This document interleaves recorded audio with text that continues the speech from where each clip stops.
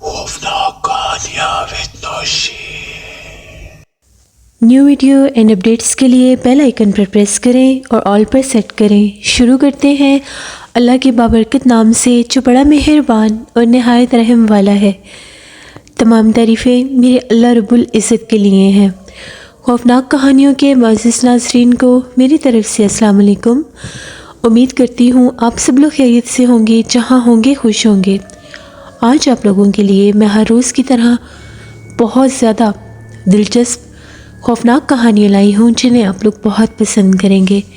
آج کی پہلی خوفناک کہانی اسد شیئر کر رہے ہیں لاہور سے۔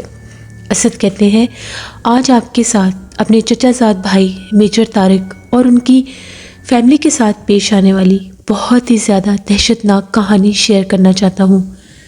میجر طارق جو تھے وہ اپنی فیملی کے ساتھ 2001 میں لاہور کے ایک پوش علاقے میں بنگلہ نمبر 22 میں شفٹ ہوئے۔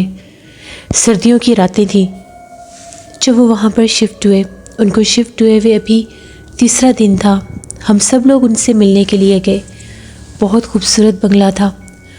آس پاس کا علاقہ بہت زیادہ کوائٹ، بہت خاموش تھا۔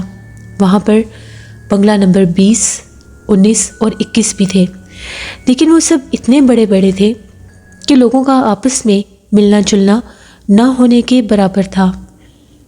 یہ لوگ جب وہاں پر شفٹ ہوئے تو بہت خوش تھے وہاں کے پرسکون ماحول سے۔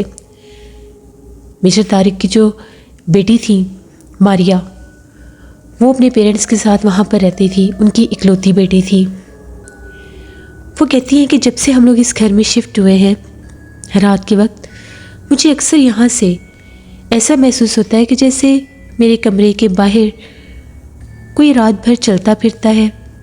مجھے آوازیں آتی ہیں، جب میں اٹھ کر دیکھتی ہوں تو کچھ بھی نہیں ہوتا، جس پر ہم سب لوگ ہنسنے لگے اور اس کا مذاق بنانے لگے کہ ڈرامے موویز اور سٹوریز کم پڑھا کرو، یہ انہی کا اثر ہے جو تمہارے دماغ پر ہو گیا ہے۔ لیکن ماریا کی آنکھوں میں ایک عجیب خوف تھا۔ اسی طرح سے گپ شپ کے بعد رات 11 بجے کے قریب سخت دھند اور سردی میں ہم لوگ واپس آ گئے۔ ابھی 2 دن بھی نہیں گزرے تھے، میجر طارق کا فون آیا اور وہ یہ کہنے لگے کہ ماریا بہت زیادہ عجیب و غریب بیہیو کر رہی ہے۔ آدھی رات کا ٹائم ہوتا ہے تو ہمیں ماریا کی اونچی آواز میں ہنسنے کی اور باتیں کرنے کی آوازیں سنائی دیتی ہیں۔ جب ہم لوگ جا کر دیکھتے ہیں تو اتنی سخت سردی میں وہ باہر لان میں بیٹھی کسی سے باتیں کر رہی ہوتی ہے، باقاعدہ اس طرح سے باتیں کر رہی ہوتی ہے کہ جیسے اس کے ساتھ کوئی موجود ہے۔ جب ہم لوگ اس کو بلاتے ہیں، اس سے بات کرتے ہیں، تو چند لمحوں بعد جیسے اس کا وہ سکتہ ٹوٹ جاتا ہے اور وہ خود حیران ہو جاتی ہے کہ میں یہاں پر کیسے آئی، پتہ نہیں اس کے ساتھ کیا ہو رہا ہے، ہمیں سمجھ میں نہیں آ رہا۔ ہم لوگ صبح ان کے گھر گئے تو ماریا کا جو چہرہ تھا وہ بہت زیادہ مرجھایا ہوا تھا، جیسے اس کا چہرہ بہت پیلا زرد ہو گیا تھا۔ جب ہم نے اس سے پوچھا تو وہ یہ کہتی تھی کہ مجھے نہیں پتا میں وہاں پر کیسے چلی جاتی ہوں، بس مجھے ایک بچی نظر آتی ہے، وہ بچی میرے کمرے کا دروازہ کھٹکھٹاتی ہے، مجھے آواز دیتی ہے۔ جب میں دروازہ کھولتی ہوں وہ سامنے کھڑی ہو کر ہنس رہی ہوتی ہے۔ پہلے دن مجھے اس سے بہت ڈر لگا، وہ بار بار مجھے آوازیں دے رہی تھی، تو جب میں نے کسی بچی کی آواز سنی تو میں نے جلدی سے دروازہ کھول دیا کہ یہ کون بچی ہے۔ اس وقت وہ میرے کمرے کے بالکل تھوڑا سا دور کھڑی تھی اندھیرے میں، سفید رنگ کا فراک پہنے ہوئے، اور مجھے دیکھ کر ہنس رہی تھی اور بلا رہی تھی آؤ میرے ساتھ کھیلو۔ میں ڈر گئی اور میں نے دروازہ بند کر دیا۔ اس کے بعد تھوڑی ہی دیر کے بعد وہ مجھے کھڑکی کے باہر کھڑی نظر آئی۔ اتنے اونچے ٹیرس پر وہ کیسے پہنچ گئی میں نہیں جانتی، جبکہ ٹیرس کی طرف جانے کا کوئی راستہ نہیں تھا میرے کمرے کے علاوہ۔ اس کے بعد امی ابو کہتے ہیں کہ میں باہر لان میں بیٹھی ہوتی ہوں، اس کی آوازیں تو مجھے سنائی دیتی ہیں لیکن میں لان تک کیسے پہنچتی ہوں مجھے نہیں پتا۔ یہ سب باتیں سن کر ہم سب لوگ ڈر گئے کہ پتہ نہیں ماریا کو کیا ہو گیا ہے۔ ہم لوگوں نے یہ ڈیسائیڈ کیا کہ ماریا کو کسی بزرگ کے پاس لے کر جاتے ہیں۔ دادا دربار پر میں نے ایک دفعہ ایک بزرگ سے ملاقات کی تھی، وہ جنات کا بہت علم رکھتے تھے، تو میں نے اپنے کزن کو یہ مشورہ دیا کہ ہم ان بزرگ کو لے کر آتے ہیں، وہ بہتر رہنمائی کر سکیں گے، کیونکہ ایک بار پہلے میں ان کے پاس جا چکا ہوں۔ میری کزن نے کہا کہ ہمیں بالکل بھی وقت ضائع نہیں کرنا چاہیے۔ ہم دونوں اسی دن دادا دربار پر نکل گئے۔ کافی دیر ان کو ڈھونڈتے رہے، ان کا پوچھا بھی، لیکن ان کا کہیں اتا پتہ نہیں چلا۔ کچھ لوگوں نے یہ کہہ دیا کہ وہ اپنے گاؤں واپس گئے ہوئے ہیں، جب آئیں گے تو ہم آپ کو بتا دیں گے، آپ 1 یا 2 دن کے بعد پتہ کر لیں۔ ہم لوگوں کے اوپر تو ایک ایک لمحہ بہت مشکل تھا۔ میں نے ان کو یہ مشورہ دیا کہ آپ لوگ ہماری طرف آ جائیں، اس بنگلے میں رہنا آپ لوگوں کے لیے کسی نقصان سے خالی نہیں ہے۔ آج تو ماریا لان میں جا کر بیٹھتی ہے اتنی سخت سردی میں، کہیں یہ کچھ اور نہ کر بیٹھے، کوئی اور نقصان نہ ہو جائے، کیونکہ یہ اپنے کنٹرول میں نہیں ہے، شاید اس کے اوپر کوئی آسیب حاوی ہو چکا ہے۔ لیکن ان لوگوں نے کہا کہ نہیں، ہم لوگ ادھر ہی رہیں گے۔ ماریا سے پوچھا تو وہ یہ کہتی تھی چاہے کچھ بھی کر لو، میں یہاں سے نہیں جاؤں گی، اگر آپ لوگوں کو جانا ہے تو آپ لوگ یہاں سے چلے جائیں، میں تو یہیں پر رہوں گی۔ وہ بالکل عجیب سی ہو گئی تھی، اتنی ہنسنے کھیلنے والی، اتنی ذہین لڑکی، اس کی عمر 19 برس تھی، اور وہ اب گمسم رہنے لگی تھی، ہر وقت اپنے کمرے میں بند رہتی تھی، یا لان کے ایک مخصوص حصے میں جا کر کھڑی رہتی تھی یا بیٹھ جایا کرتی تھی۔ اس سے 1000 بار پوچھنے پر بھی وہ کوئی جواب نہیں دیتی تھی کہ وہ یہاں پر کیوں بیٹھی ہے، گمسم بیٹھ کر بس یہاں وہاں دیکھتی رہتی تھی۔ یہی اس کا اب کام رہ گیا تھا۔ اب وہ کالج بھی نہیں جا رہی تھی، جب بھی کالج جانے کا نام لیتے تھے وہ رونے لگ جاتی تھی اور کہتی تھی میں کالج نہیں جاؤں گی، مجھے یہاں سے باہر کہیں بھی نہیں جانا۔ ایک رات کی بات ہے، ماریا کے کمرے سے بہت بھیانک چیخیں سنائی دینے لگ گئی۔ اس کے پیرنٹس بھاگتے ہوئے جب اس کے کمرے کی طرف گئے تو اس نے کمرہ لاک کیا ہوا تھا اور وہ بھیانک چیخیں نکال رہی تھی۔ بڑی مشکل کے بعد جب اس کے کمرے کا دروازہ کھولا گیا تو جو منظر ان کے گھر والوں نے دیکھا وہ ناقابل یقین تھا۔ ماریا بہت عجیب حلیے میں بیٹھی تھی، اس کے بال کھلے ہوئے تھے اور وہ دیوار کے اوپر اس طرح سے پنجے مار رہی تھی جس طرح سے وہ دیوار کو کھودنے کی کوشش کر رہی ہے، اور چیخیں نکال رہی تھی عجیب و غریب طرح سے۔ اس کے گھر والے بھاگتے ہوئے جب اس کے پاس گئے تو اس میں اتنی طاقت آ گئی تھی کہ اس نے بہت زور سے ان کو دھکا دیا اور اس کے پیرنٹس دور جا کر گرے، وہ ڈر گئے، وہ اپنے آپے میں نہیں تھی۔ اسی حلیے میں بھاگتی ہوئی وہ لان میں چلی گئی اور لان میں بھی جا کر چیخیں مارنے لگ گئی۔ وہ لوگ اس حد تک پریشان تھے کہ سب لوگ کیا کہیں گے کہ ان کی بیٹی اس طرح سے کیوں چیخیں مار رہی ہے۔ تبھی وہ لوگ اس کو بڑی مشکل سے اندر لے کر آئے۔ تھوڑی ہی دیر کے بعد وہ بے ہوش ہو گئی۔ 2 دن اس بات کو گزر چکے تھے۔ تیسرے دن ہم لوگ پھر دادا دربار پر گئے، ان بزرگ کو ڈھونڈا، اللہ کا شکر ہے وہ مل گئے تھے۔ جیسے ہی ان کو اپنی پریشانی بتائی تو ان کا یہ کہنا تھا اس بنگلے کے اوپر، بنگلہ نمبر 22 کے اوپر ایک شیطانی آسیب کا بسیرا ہے، وہ شیطانی آسیب وہاں پر مقیم ہے، وہ بچی ایک شیطانی بسیرا ہے جو آپ کی بیٹی کے پیچھے ہے، یہ اس پچھل پیری کا روپ ہے جو وہاں پر صدیوں سے مقیم ہے۔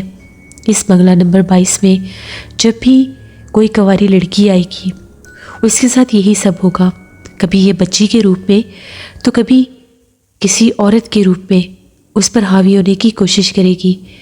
اس لڑکی کو زیادہ سے زیادہ اپنے ساتھ رکھیں، اس کو اکیلا مت چھوڑیں۔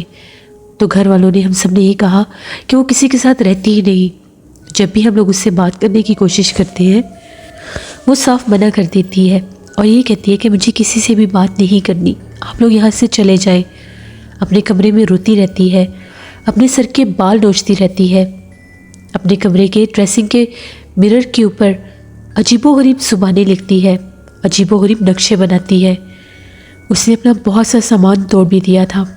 ان بزرگ نے یہ کہا کہ یہ ایک تعویذ لے جائے اور اپنے لان کے کسی درخت کے اوپر اس کو لٹکا دے۔ 3 دن کے بعد میں آؤں گا اور پھر آ کر دیکھوں گا وہاں پر کیا کرنا ہے۔ جیسے ہی ہم لوگ وہ تعویذ لے کر آئے، ہم لوگوں کے جسم بہت بھاری ہو چکے تھے۔ تعویذ تو میرے کزن میجر طارق کے پاس تھا، لیکن میں ان کے ساتھ تھا، میری بھی طبیعت خراب ہو گئی تھی۔ گھر آ کر ہم لوگوں نے اسی درخت کے ساتھ اس تعویذ کو باندھ دیا جہاں پر ماریا بیٹھتی تھی۔ جیسے ہم لوگ تعویذ کو باندھ کر ہٹے، ماریا بھاگتی ہوئی باہر آئی اور شور مچانے لگی کہ کھول دو اس کو، کیوں باندھا ہے یہاں پر، وہ مجھ سے ناراض ہو جائے گی، کھول دو اس کو۔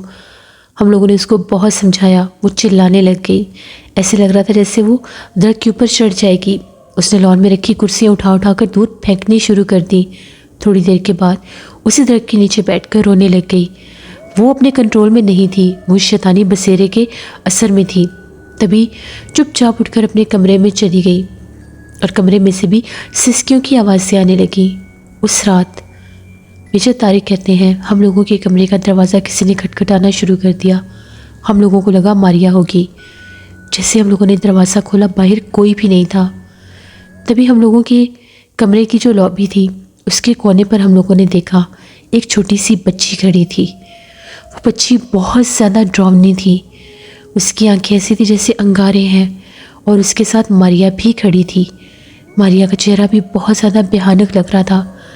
ہم لوگ ڈر گئے اور بھاگتے ہوئے ماریا کو پکڑنے کے لیے گئے، لیکن بڑی تیزی کے ساتھ وہ لان کی طرف بھاگی اور غائب ہو گئی۔ ہم لوگ رونے لگے کہ ماریا کہاں چلی گئی ہے۔ اتنے میں ہم لوگوں نے دیکھا تو ماریا ہمیں آوازیں دے رہی تھی۔ وہ اپنے کمرے کی کھڑکی میں کھڑی تھی۔ ماریا بہت زیادہ عجیب لگ رہی تھی۔ ماریا کے پیچھے ایک کالے رنگ کا بہت قداور سایہ کھڑا تھا، اس کی آنکھیں بھی چمک رہی تھیں۔ ہم لوگ بہت ڈر گئے کہ ہم لوگ کس عذاب میں مبتلا ہو گئے ہیں۔ ہم لوگوں کو تو پتہ ہی نہیں تھا کہ یہ بنگلہ نمبر 22 آج سیف زدہ ہے، ورنہ ہم لوگ کبھی بھی یہاں پر نہ آتے۔ آج اس تعویذ کو پہلا دن تھا اور آج ہی یہ سب ہونے لگ گیا۔ ہم لوگ بھاگتے ہوئے ماریا کے کمرے میں گئے۔ اس وقت وہ ہم لوگوں کی طرف ایسے دیکھ رہی تھی جیسے اسے سب یاد آ گیا ہے۔ وہ بار بار یہ کہہ رہی تھی مجھے بچا لے ورنہ وہ مجھے مار دے گی۔ وہ رات بھر میرے کمرے میں چلتی پھرتی ہے، میری چیزوں کے ساتھ کھیلتی ہے اور مجھے یہ کہتی ہے کہ میں اس کی دوست ہوں۔ مجھے ڈر لگتا ہے، مجھے اس سے بچا لیں۔ وہ مجھے اس کمرے سے باہر نہیں نکلنے دیتی۔ وہ کہتی ہے اگر میں اس کمرے سے باہر نکلی یا اس گھر سے باہر نکلی تو وہ مجھے مار دے گی۔ ہم ماریا کو اپنے ساتھ کمرے میں لے آئے۔ سوئی تو وہ ہمارے ساتھ ہمارے کمرے میں تھی۔ صبح ہم لوگ جاگے تو وہ اپنے کمرے میں ہمارے کمرے میں نہیں تھی۔ دیکھا تو وہ اپنے کمرے میں سو رہی تھی۔ وہ کب گئی ہمیں نہیں پتہ۔ اگلا دن بھی آرام سے گزر گیا۔ تیسری رات کو پھر وہی سب ہوا۔ وہ بچی جگہ جگہ پر پورے گھر میں اس کے رونے کی آوازیں تھیں، کبھی کس حصے سے تو کبھی کس حصے سے۔ ماریا آج بہت خوفزدہ تھی۔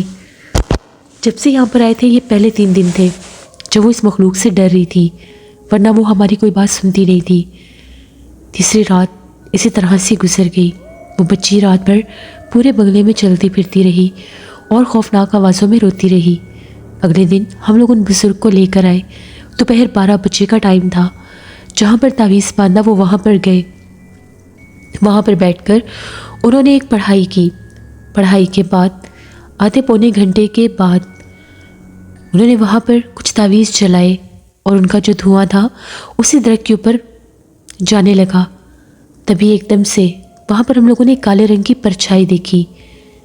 ایسے لگ رہا تھا جیسے وہ پرچھائی سامنے بالکل درخت کی چھاؤں میں کوئی بیٹھا ہوا ہے، لیکن اس کا چہرہ نظر نہیں آ رہا تھا۔ آدھے پونے گھنٹے کے بعد ان بزرگ نے یہ کہا بہتر یہی ہے کہ اس گھر کو اس جگہ کو چھوڑ دیں، کیونکہ آپ لوگوں کی بیٹی انمیرڈ ہے اور یہاں پر جو مخلوق ہے جو پچھل پیری ہے وہ اس کو جان سے مار دے گی۔ نہ تو اس کی شادی ہونے دے گی نہ ہی اس کو یہاں پر رہنے دے گی۔ اس کا ذہنی توازن بگڑ جائے گا۔ ابھی وہ کنٹرول 21 دن کے لیے میں نے اس کو اس درخت پر قید کر دیا ہے، لیکن 21 دن سے زیادہ میں اس کو قید نہیں کر سکوں گا۔ وہ آزاد ہو جائے گی اور اس کے بعد وہ آپ سب کے ساتھ کیا کرے میں کچھ نہیں کہہ سکتا۔ پھر میرے کزن میجر طارق نے ہمیں ساری بات بتائی۔ ہم ہر روز ان کے گھر جاتے تھے۔ اس دوران بھی ماریا روتی رہتی تھی۔ ماریا کا چہرہ ایک دم سے عجیب و غریب ہو گیا تھا، چہرے پر جیسے جھریاں سی آ گئی تھیں۔ وہ اتنی ہسمکھ اتنی خوبصورت چہرے والی لڑکی بہت زیادہ پرسرار اور بھیانک لگنے لگ گئی تھی، جیسے بہت زیادہ بیمار یا کوئی مریض ہوتی ہے۔ 21 دن سے پہلے ان لوگوں نے وہ بنگلہ چھوڑ دیا اور ایک اور جگہ پر بہت خوبصورت گھر لے لیا۔ وہاں پر 5-6 دن گزرے، ماریا نارمل ہونے لگ گئی۔ ان بزرگ نے ایک تعویذ دیا جو ماریا کے گلے میں پہنا دیا گیا۔ پھر اس کے تقریباً 5 سال کے بعد ماریا کی شادی ہو گئی اور وہ ہمیشہ کے لیے انگلینڈ سیٹ ہو گئی۔ میرے کزن میجر طارق جو تھے ان کی آج سے 3 سال پہلے ڈیتھ ہو گئی۔ ہم لوگوں نے جب وہ گھر ان لوگوں نے چھوڑا تھا تو ہم لوگوں نے اس بنگلہ نمبر 22 کی کچھ انویسٹیگیشن بھی کروائی تھی، جس کے بارے میں یہ کہا گیا تھا کہ وہاں پر کسی دور میں کوئی گریو یارڈ ہوتا تھا جس کو ختم کر کے وہاں پر یہ بہت بڑا بنگلہ بنایا گیا تھا، لیکن وہاں پر کبھی بھی کوئی آباد نہیں ہو سکا۔ جو کوئی بھی وہاں پر آتا تھا زیادہ سے زیادہ 10 یا 15 دن ہی گزار سکتا تھا۔ وہ جنات، وہ مخلوقات اور وہ خوفناک بچی، وہ جس مخلوق کا بھی روپ تھا وہاں پر کسی کو رہنے نہیں دیتی تھی۔ یہ میرے کزن کی ایک کہانی تھی جو میں نے آپ کے ساتھ شیئر کی۔ بہت شکریہ اسد آپ کا۔ جیسے جب بھی ہم لوگ کوئی گھر لیں، ہم لوگوں کو چاہیے کہ ہم لوگ ہمیشہ وہاں پر شفٹ ہونے سے پہلے قرآن خوانی کروایا کریں یا کسی صاحب علم کو لے جا کر ایک دفعہ وہاں کا وزٹ کروا لیا کریں، کیونکہ ایک جگہ پر جانے سے فوراً انسان وہاں سے نکل نہیں سکتا۔ شفٹ ہونے کے بعد اتنی جلدی چھوڑنا ممکن نہیں ہوتا، لیکن ذرا سی محنت آپ کو بڑے نقصان سے بچا سکتی ہے۔ یہ تھی آج کی خوفناک کہانی۔ اپنا فیڈ بیک مجھے ضرور دیں، آپ لوگوں کو کیسی لگی۔ آپ لوگ بھی اپنی خوفناک کہانیاں شیئر کر سکتے ہیں ڈسکرپشن باکس میں دیے گئے ای میل آئی ڈی noshinbi57@gmail.com پر۔ اس کے علاوہ آپ لوگ مجھے کمنٹ باکس میں بھی سٹوری شیئر کر سکتے ہیں۔ ہارر سٹوریز آفیشیل پر میں کل سٹوری آن ایئر کروں گی، اس کو بھی وزٹ کریے گا اور سبسکرائب کریے گا۔ اپنی ڈھیروں دعاؤں میں مجھے، میری فیملی، میرے پورے پاکستان کو یاد رکھیے گا۔ Thank you for listening my stories. Stay blessed. اللہ نگہبان۔